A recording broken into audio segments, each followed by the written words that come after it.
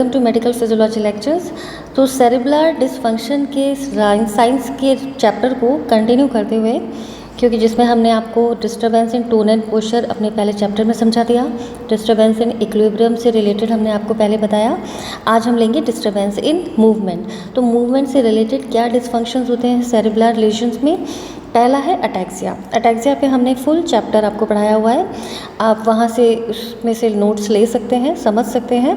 एक short view हम देखते हैं, lack of coordination of movement. So this is known as ataxia and characterised by decomposition of movement. Decomposition of movement का मतलब होता है जब किसी मूवमेंट को करने के लिए कई सारे जॉइंट्स का एक साथ इन्वॉल्वमेंट होता है। फॉर एग्जांपल, जब हम सुपिनेशन प्रोनेशन करते हैं तो उस कंडीशन में रिस्ट है, फिंगर्स हैं, सारे जॉइंट्स एंटीरियर और पोस्टीरियरली मूव ऑन करते हैं, एक बार इस तरफ दूसरी बार उस तरफ। तो ये जो मूवमेंट है ये पॉसिबल नहीं हो पाते जब पर्सन अटैक्सिया से सफ़र होता है। दूसरा होता है एसिनर्जिया। एसिनर्जिया, इसमें प्रोटोगोनिस्ट मसल और एंटागोनिस्ट मसल्स जो है वो प्रॉपर वे में काम करके कोऑर्डिनेशन ऑफ मूवमेंट्स को मेंटेन करने में सक्षम नहीं रह पाती। तीसरा होता है डिसमेट्रिया। डिसमेट्रिया मतलब हाइपरमेट्रिया, हाइपोमेट्रिया, हमने इस पे आपको अटैक्सिया में पूरा समझाया हुआ है। थोड़ा सा लेते हैं, जिसे बोलते हैं ओवरशूट और फॉल। तो ओवरशूट और फॉल डाउन, तो ओवरशूट तो होता है हाइपरमेट्रिया और हाइपोमेट्रिया का मतलब होता है फॉल डाउन। कि फॉर एग्जांपल, आप किसी ग्लास को अपने हाथ से उठाना चाहते हैं, तो जिस कंडीशन में आप उसके डिस्टेंस का, उसके डायरेक्शन का, उसके फोर्स का प्रॉपर पता नहीं लगा पाते और आपका हाथ जो है वो ऑब्जेक्ट से आगे भी चला जाता है, राइट भी चला जाता है, लेफ़्ट भी चला जाता है, so this is known as hypermetria. Hypometria कि आप कोशिश करते हैं वहाँ तक पहुँचने की, आपको लगता है कि क्योंकि आप ऑब्जेक्ट का डायरेक्शन और उसका डिस्टेंस प्रॉपर मेंशन नहीं कर पाते, तो जो सब्जेक्ट होता है या जो पेशेंट होता है वो उससे पहले ही फॉल डाउन हो जाता है, तो इसे बोलते हैं हाइपोमेट्रिया। सो मसल्स की वीकनेस की वजह से ऐसा पॉसिबल हो जाता है पेशेंट्स में जिन्हें सेरिब्रल डिसफंक्शन होता है। इसके अलावा और हमें मूवमेंट्स में क्या चीज़ें देखने को मिलती हैं, वो होते हैं इंटेंशन ट्रेमर्स। ट्रेमर्स क्या होता है कि ट्रेमर्स है जैसे अपनी लेमन भाषा में हम बोलते हैं कपकपाना या झुंझलाना, हाथ का झुंझलाना या पैरों का झुंझलाना। सो यूजुअली क्या है कि ट्रेमर्स कई बार फिजियोलॉजिकल कई कंडीशंस में देखने को मिल जाते हैं, जैसे कि अगर किसी ने अल्कोहल लिया है या कोई फियर फैक्टर है, तो उस कंडीशन में कई बार ट्रेमर आ जाते हैं। लेकिन जब हम बात करते हैं सेरिब्रल डिसफंक्शन की, तो उस कंडीशन में इंटेंशन ट्रेमर बोलते हैं हम इसको, यानी जब हम किसी इंटेंशन से किसी काम को करने जा रहे होते हैं, यानी हमारी इंटेंशन होती है, यानी ये वॉलंटरी होता है, ठीक है। तो कोई इंटेंशन से जब हम किसी काम को करने जा रहे होते हैं तो अचानक से ही हमारे बॉडी में किस तरीके के मूवमेंट्स होते हैं, coarse oscillating to and fro rhythmic movements होते हैं। तो ये इस तरीके से हाथ जो है वो वाइब्रेट सा करने लग जाता है आगे पीछे। So tremors become evident during the purposeful movement and diminish और डिसअपेयर ड्यूरिंग द रेस्ट। तो जब आप रेस्ट कर रहे होते हैं तो रेस्ट के टाइम पे तो ये डिसअपेयर हो जाते हैं, क्योंकि उस समय आप कोई पर्पसफुल मूवमेंट के लिए अपने मसल्स को तकलीफ़ नहीं देते। लेकिन जैसे ही आप कोई वर्क पर्पसफुल सोचते हैं कि सपोज़ इस ग्लास को उठाया जाए, तो आपका जो हाथ है वो कपकपाने लगता है और आप उस प्रॉपर फंक्शन को कर नहीं पाते हैं। So this is known as intentional tremors.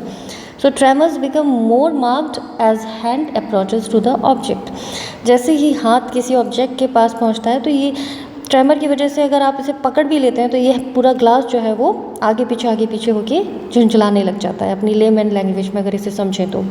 So these are known as intention tremors. Next होता है निस्टैग्मस। जब हम अपनी आई को किसी गेज पे फिक्स कर देते हैं, यानी कहीं इधर उधर नहीं देख रहे, कोई विजुअल अदर एक्टिविटी नहीं हो रही, तो उसके बाद भी हम क्या देखते हैं कि आईबॉल्स में जो हमारा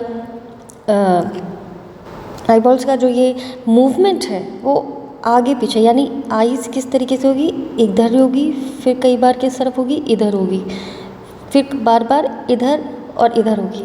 सो these are known as regular, rhythmic, to and fro, involuntary, oscillatory movements. Oscillate करेगी, एक बार आपके इधर विजन रहेगा, एक बार इधर जाएगा।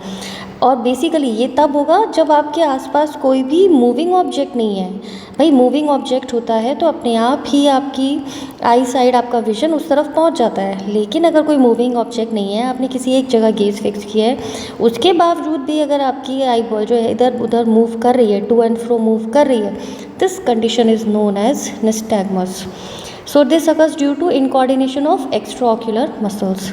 तो एक्स्ट्राओक्यूलर मसल्स जो होती हैं उनके इनकोऑर्डिनेशन की वजह से ये होता है। एक्स्ट्राओक्यूलर मसल्स के लिए हम अलग से आपको आगे चैप्टर पढ़ाएंगे, उसमें आपको अच्छे से समझाएंगे मसल्स कौन कौन सी होती हैं। सो cerebellar nystagmus occurs having damage to flocculonodular lobe and occurs at rest।